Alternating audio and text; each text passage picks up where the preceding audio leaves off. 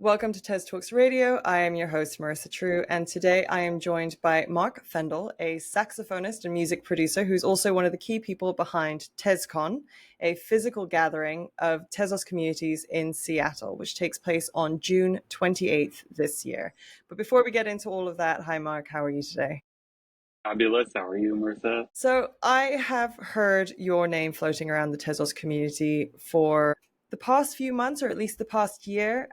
So I'm very happy that our paths have actually finally crossed. As is customary on the show, I would love to get kind of an insight into your personal backstory and, what is it that brought you to Tezos to begin with? I got really deep into Tezos from my very close friend, Mighty Moss, who you may have seen around the community as well. He's an amazing creative designer and artist and illustrator, and he got me into Tezos and to early Hic-et-Nunc days. And he just presented it to me as this is the way, that digital ownership is going to go back in 21. And we've been friends for 20 plus years. And so this was a really there was something about that really resonated with me for the possibilities, especially for music. Hopefully there's some amazing changes, for musicians with Web3 and specifically with Tezos. What was the thing that made ownership feel so important to you at that point in time? Like, why was the concept of digital ownership particularly appealing? Because early on, I understood that I could price my work for the price that I wanted to, price it for. And, the idea of being paid at the time of sale and me choosing a royalty percentage, being paid in perpetuity. These are the things that Web3, I think of things in a musician's, terms, a lot. But personally, I've always wanted to pair my music and sound design with art. I've always wanted that. And the possibilities for me personally, at the beginning, was so exciting for me because I've always wanted this. I always wanted to work with artists, and I've just never had that real opportunity. And this is, for me, I'm already doing it.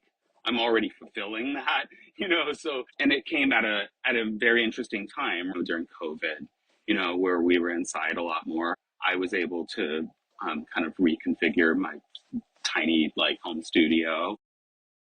So a lot of things made sense for me personally, the beginning of my kind of Tezos journey and Web3 and in trying to understand a new technology.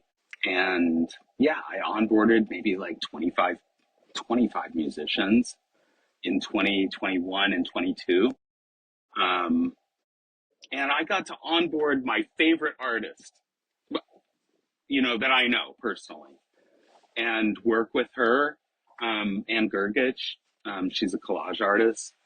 And I was in 2021, 22, that was such an exciting time for me because Tezos was solving these problems. I was getting to work with artists and I was getting to work with my favorite artist. And I own several pieces of hers, physical pieces of hers. And she's kind of fallen off a little bit off of Tezos, like a lot of people have in the last couple of years, but she'll be back. She's around, So those are the things that were really exciting for me, and I just feel like I got to pair my music with my favorite artist in the Pacific Northwest. And I've been collecting her work since 1997. And all of a sudden we're working together.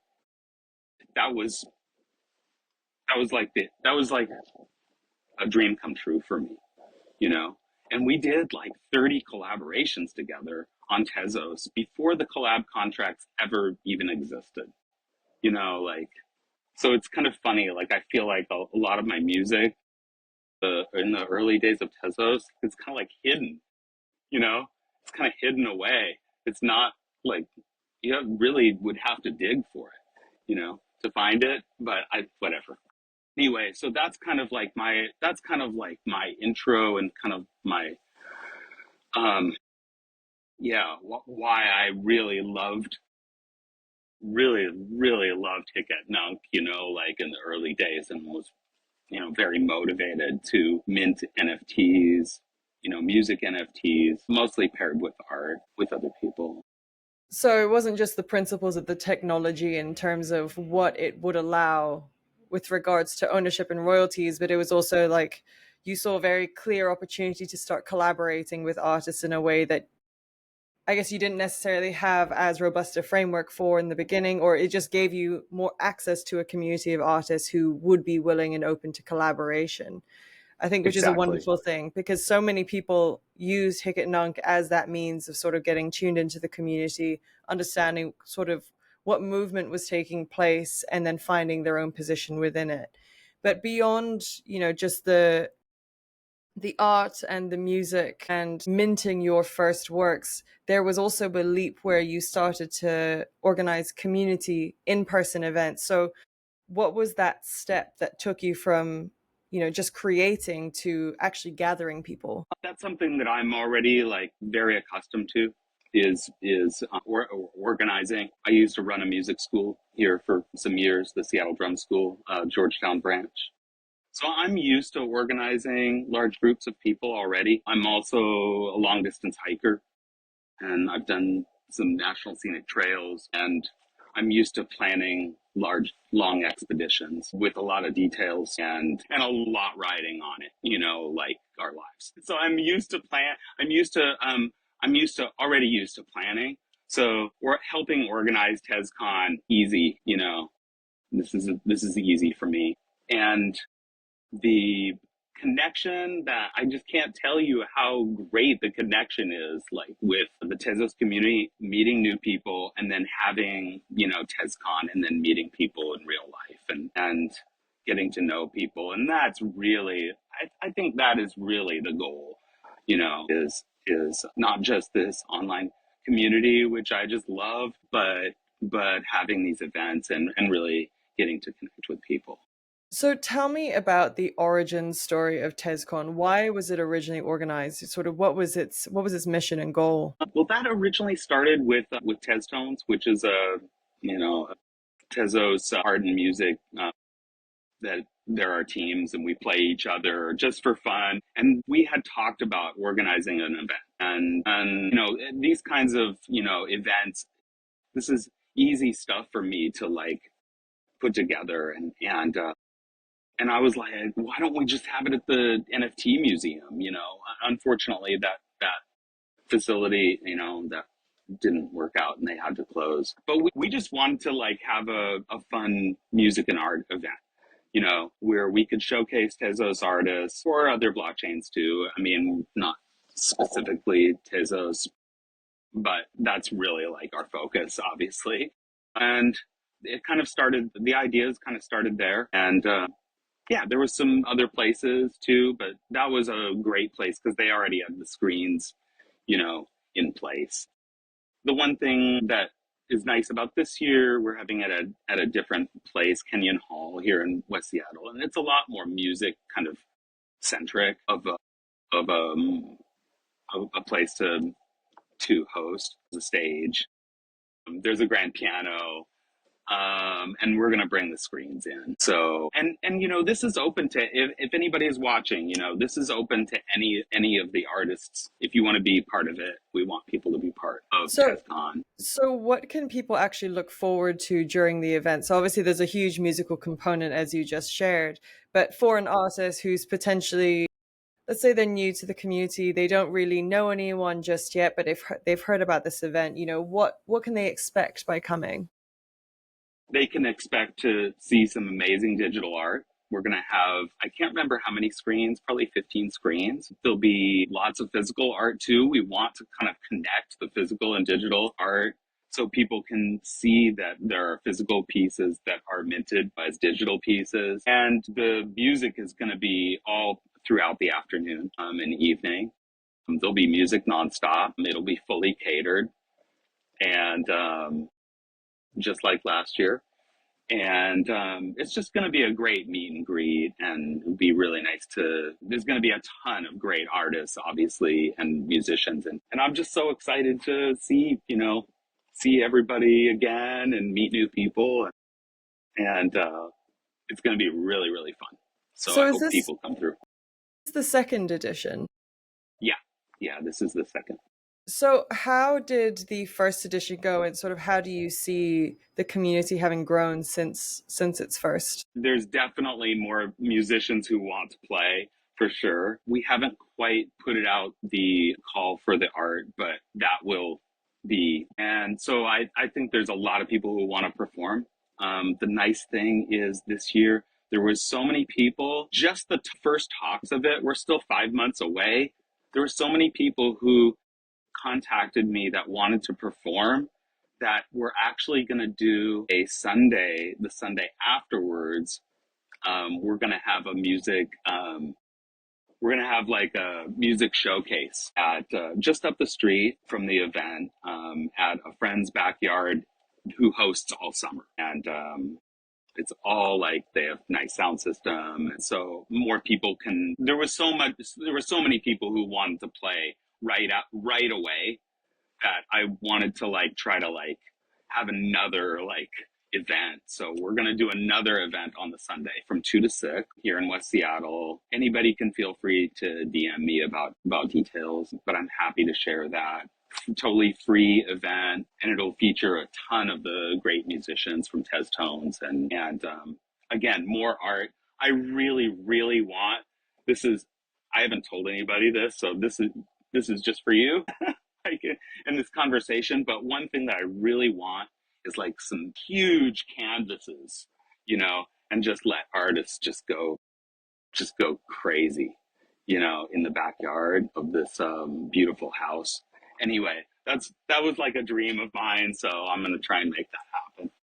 So it sounds like it's basically bringing together people who probably might, like, they mainly know each other online, and so it's kind of bringing that physical connection back into the space, and also letting people appreciate one another's arts in real time and Yes. together all at once. So I think that's something that we often overlook when we talk about the consumption of digital art or even music. We rarely take the moment to realize that there is a huge difference in the experience of whether we're there physically and in front of it versus, say, listening through a pair of headphones or staring at a piece of artwork on a screen via our laptop.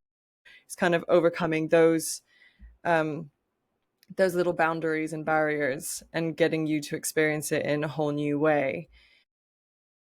When it comes to what you want people to feel or what you want people to take out of this event, let's say, on behalf of the artists and the musicians who come to perform, what is that? I just want them to I want them to have a really, really fun time here in the Pacific Northwest, enjoy people's company, and just to create more connection, personal connection. And this that personal connection just builds, you know, I've noticed that throughout the year, I talk to a lot of these folks, the WXAPK program, which is later this evening. I talked to these people all year, and now we're actually talking about getting together. So I hope that people come and just and feel that love, that joy, that that we try to bring, in the digital world. And then, we've got like this little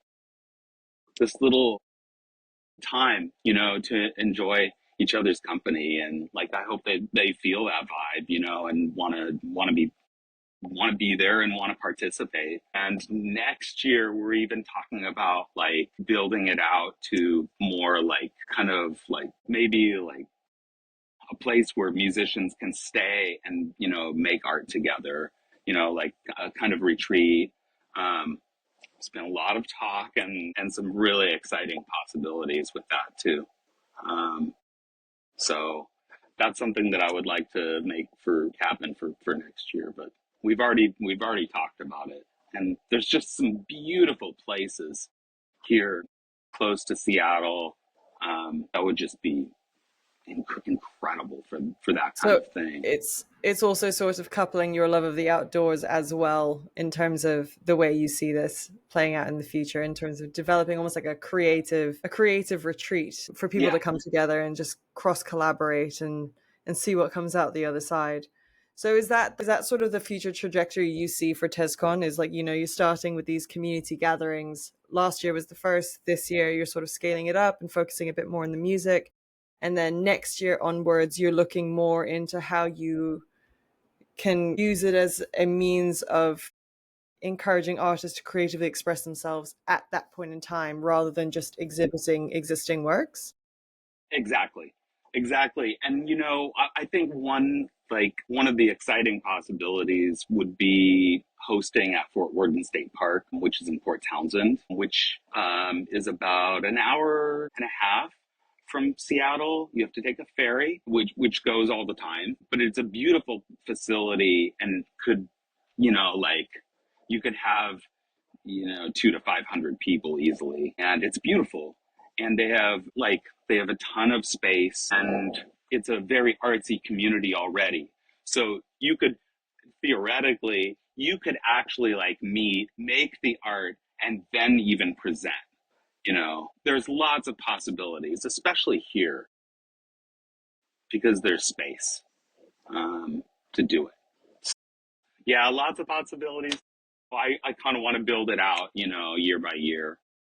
So yeah, it sounds like an incremental growth sort of trajectory. But then if you were to forecast, let's say 5 or 10 years from now, what would be your dream outcome for TezCon in terms of what it can become? I think all of that, like a long duration of making art and music. It could be this could get so incredible, adding some of the really nice studios, to record music. I mean, I love my home studio, but there's some beautiful places here that would be amazing. I would love to take over the entire convention center. That would be my ultimate. There's a brand new, those of you who don't know, there's a convention center here. It's beautiful. They built a new one, and it's only been open for like 2 years. And it is unbelievable. Like, the place is all glass windows. It overlooks the entire city. It's got multiple ballrooms. If we filled that place with all of Tezos, I I think that would be the end for me. I think that would be like one of the ultimate goals, like to have it super blown up like that, you know, and to basically just take over the whole convention center because it is so gorgeous. I mean, I'm And sure I have some everything. other ideas too. Like, there are some other places too here. It's an exciting time here because there's a lot of like new construction here in town, and a lot of buzz.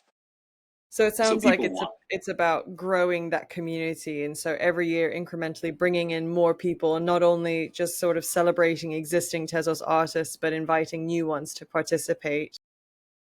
yeah, yeah, and actually like, and involving people that are way outside Web3. Like, I want people to be easily like, just included, in these kinds of events. It shouldn't be hard, to explain what we do, why we like it, and just be able to share that, communicate that effectively. I would love, love, love to see that. What do you think it will take for us collectively to grow the Tezos community? So I think when it first started, one of the catalysts was, fortunately and unfortunately, the pandemic, in terms of everyone was sort of forced online and began interacting with one another without borders, sharing their creative works, and it sort of created this natural momentum. And then once the world opened up again, people kind of got back to their usual business, but they still sort of had this, online community that they could come back to. So as the world kind of gets busier, we get more distracted, it gets harder and harder to maintain. So what do you think it will take to keep this growing rather than sort of fading away? I think more connection with people outside Web3. really. I think it's really important that we have physical works, and put on in real, yeah, IRL, like events. I think it's a really important component of this because people already have a lot of screen time. I've noticed that people my age, they are not willing to learn anything new. It's unbelievable. So it's very hard to, you know, talk to anybody about NFTs or Tezos or Web3, anything, you know, and AI. And there's been a lot of, obviously, there's been a lot of like negativity for, for Web3 because of a lot of reasons, and a lot of bad players, and a lot, just some nefarious people that have made it so that people have like preconceived notions of what we do and what it is and what it could be. People don't understand that, like, that Tezos is whatever we can imagine it could be. So I don't think I I don't know. We need to have more like connection, real life events. It could be TezTones presents, and it's just a gig, of musicians. And then we try to like sneak people in, you know, to explain what we do. I think that's probably going to be the best right Mm-hmm. now. The other thing, my other idea is more innovation, and that's why I really feel like, the folks at Object and Taya specifically, are doing really good work, like, because we have ideas of things that we would like to see, and they're actually like, so the innovation, we're close, we're really, really close. If we, if we want the music component, if we want, regular musicians to participate in Web3, we need to have the CD baby or the band camp of Tezos. That is actually what we need. We need like the spotty of Tezos, whatever it is, whether that's streaming, probably not. I'm not like super into it, but whatever it is, like there needs to be a specific component that is for the musicians. And I think that when we get that, I think that the onboarding I think it will be easy. So I think we there's need to mask it. I think we need to mask all of the web stuff, honestly, like, and make it super simple for people, so there's basically like two streams that you've sort of painted a picture of, one of which is we just need people to experience, I guess, the benefits of what this technology brings without having to understand the technology itself, and to your words, sort of like hide the Web3 component. And that's also where the physical gatherings will help, is because people can just, they don't need to come in with a preconceived notion or like set of ideas or to have studied to participate. They can just experience it. And also just the continued development of products that are going to support artists. I think musicians in particular have sort of been waiting in the wings for a lot of products to cater specifically to that art form, just because a lot of the focus was on visual art for many reasons, one of which being I think it was technically easier for a developer to build a product for. But as more and more musicians flock to the community, it's going to set sort of a bit of momentum behind the teams who want to build something specifically for a musical artist as opposed to a visual artist. Is that right? Yeah, it's going to take a lot. I'm not saying that this is an easy thing. I mean, One Of kind of did it a little bit on the Quincy Jones Tezos platform, but really that was only for like the big artists. Basically, that was just big drops, Mm-hmm. for the already signed artists. But that's not what Tezos. To me, that's not what really it was about in the first place. It wasn't about that anyway. So Yeah, it was about finding the you sort of know? like the grassroots artists that were remarkably talented but would not have otherwise been recognized by traditional institutions in the same way. So it sounds like you're working on a lot, and there's a lot of planning that's going into TezCon this year. But beyond the event itself, I think my last question for you is, what's the thing that's really motivating you? What's the thing that's really exciting you about this year in particular? I think just seeing people again, I'm excited to see my friends. I talked to them all year, and now we're going to get together for, for this weekend, and hopefully it'll last a little bit longer. Yeah. I would love to just like have 4 days in the studio with, several of these folks, but Hash Brown, especially, who's kind of the leader of, he's the owner of TezTalks. And he and I have done some collaborations together. But yeah, it's really about the connection for me. I mean, I'm obviously looking forward to the art tremendously and the music as well. And just seeing people like, yeah, do what they do best and enjoy each other's company. That is one thing that I really love so much is planning for events and then kind of just standing back and just kind of watching it happen a little bit. That is one thing that I truly enjoy, is just seeing other people have fun. So it's You all know, about a year of bringing people together, and also not only sort of reuniting with old friends, but seeing what creative potential that develops or whatever it generates. And then yeah, hopefully you'll have even more artwork for the following years to come. yeah. TezCon could be so many things, you know, and I'm curious to see what people resonate with. I think that this year will be a lot easier. Last year at the NFT Museum, it was a really beautiful space, and it was really fun to be downtown. A lot harder of kind of logistics to put on an event downtown. Just, like getting there and parking and, and moving stuff. This year, way easier. And so I think that I kind of want to like see from other people, this year, where they would like to see it go, Yeah. And, since it is relatively, in comparison to a lot of the NFT events, this is a pretty small event, and it doesn't have all of the hype, you know, it's kind of, it's very grunge, actually.